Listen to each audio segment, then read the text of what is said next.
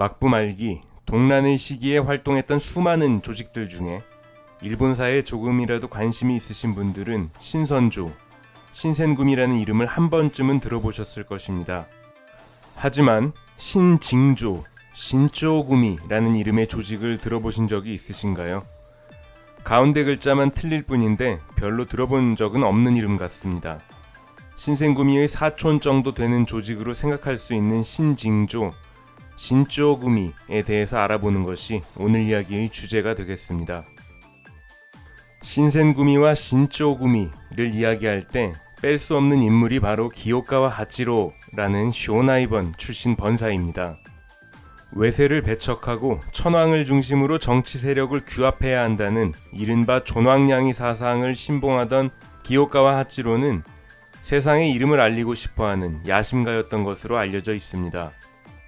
존왕양이 사상의 정치적 실천을 목표로 삼고 있던 기요카와 하치로는 에도의 낭인 세력을 규합하여 이들을 교토에 파견함으로써 교토 치안을 유지할 수 있다는 계획을 막부에 제출하게 됩니다.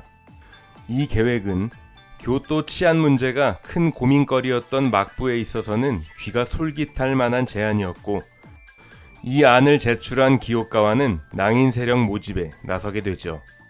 막정 근무 3책이라는 이름으로 막부에 제출한 건백서는 첫 번째, 존왕양이의 실현, 두 번째, 대사면 발령, 세 번째, 신분 고하를 묻지 않는 인재의 등용과 교육 등의 내용이 담겨져 있었습니다.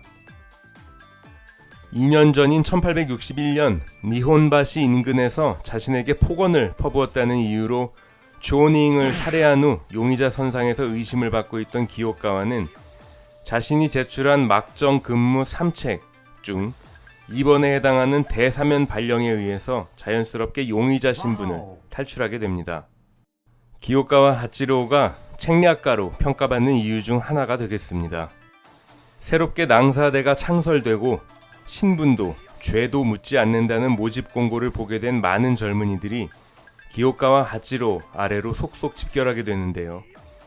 이때 모집 공고를 보고 모여든 인원 중에 곤도 이사미, 히지카타 도시조, 오키다 소오지, 세리자와 가모 등 후에 신센구미의 일원이 되는 인물들의 이름이 보이게 됩니다.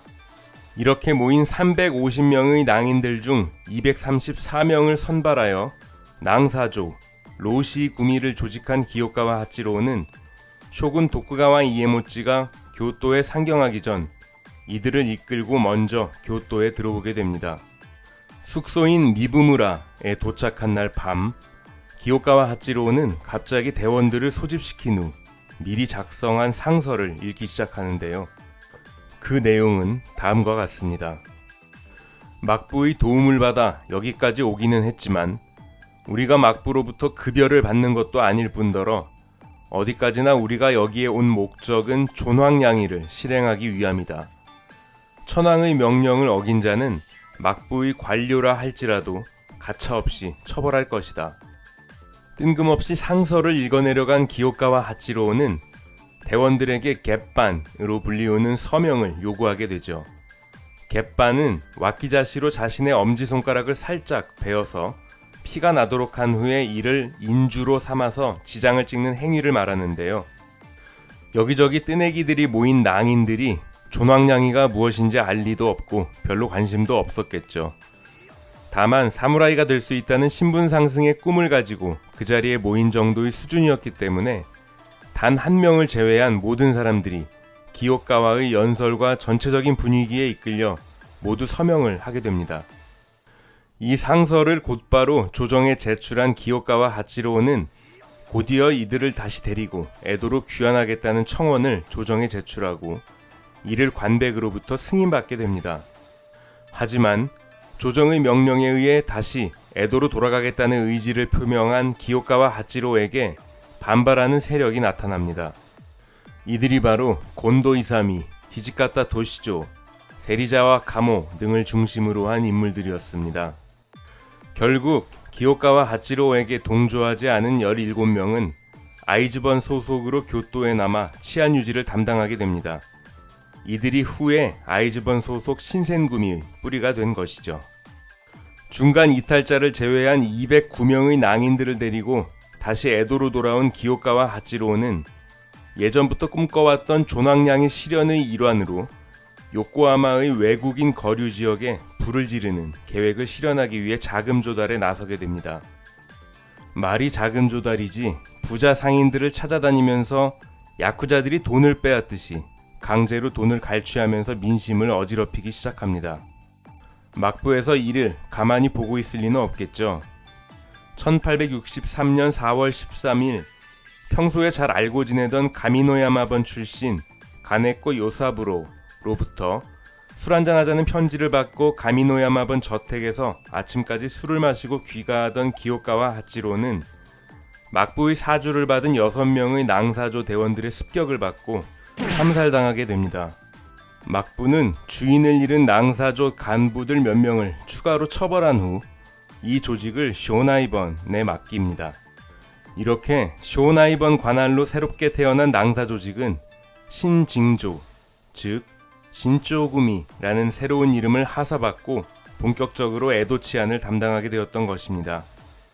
제 영상 49화 사카이 겐바 150년 만에 도착한 구원 병력을 보시면 에도 치안 유지에 쇼나이번이 관여하고 있었다는 이야기가 나옵니다만 바로 이러한 배경으로 인해서 쇼나이번이 신조구미를 이끌게 된 것이었죠. 49화 영상의 주인공인 사카이 겐바 역시 쇼나이번 출신으로 에도에 파견되어 신조구미를 이끌며 다양한 공적을 쌓았고 그 실력을 인정받게 된 것이었습니다. 신센구미가 미부의 늑대라고 불리우며 교토 사람들로부터 손가락질 받았던 것과는 달리 신조구미는 에도 조닌들로부터 오마와리상이라는 애칭으로 불리우며 경찰을 의미하는 일본어 오마와리상의 원조로 자리 잡게 됩니다. 신조구미의 주요 대원 목록을 보면 재미있는 부분이 두 가지가 나오는데요. 첫 번째로 바로 신센구미의 주요 멤버 중 한 명인 오키타 소지를 야까이로 만든 주인공인 매형 오키타 린타로의 이름이 나온다는 것입니다. 오키타 린타로에 대해서는 제 영상 46화 미소년이 아니었다 오키타 소지를 보시면 조금 더 자세히 알 수 있으니 참고하시기 바랍니다. 이러한 연유로 신센구미와 신조구미는 교토와 에도라는 먼 지역에 주둔하며 서로 떨어져 있기는 했지만 지속적으로 교류해 온 것으로 알려져 있습니다. 두 번째 재미있는 사실은 여자 대원의 이름이 보인다는 것인데요. 자신의 오빠를 따라 나서 남장을 하고 신조구미의 대원이 되었던 나카자와 고토가 그 주인공입니다. 여자 키가 170cm에 달했고 예쁘장하게 생기다 보니까 여자들에게 인기가 많아서 곤란했다는 일화가 전해집니다. 2017년 1월 NHK BS에서 그녀의 이야기를 다룬 드라마가 방영되기도 했습니다. 벚꽃 폭풍의 검사, 에도 막부 말기를 살았던 여검사 나카자와 고토라는 작품인데요. 일부 신선조 여검사라는 타이틀로 소개되기도 합니다만 신징조, 신조구미의 여검사가 맞다는 것을 유의하셔야겠습니다. 여기까지 청취해 주셨다면 구독과 좋아요, 알람 설정은 필수겠죠. 오늘 이야기는 1998년에 지증요노 니혼샤에서 발행된 알면 알수록 신선조, 시레바 시르호도 신센구미라는 책을 통해 모티베이션 되었습니다.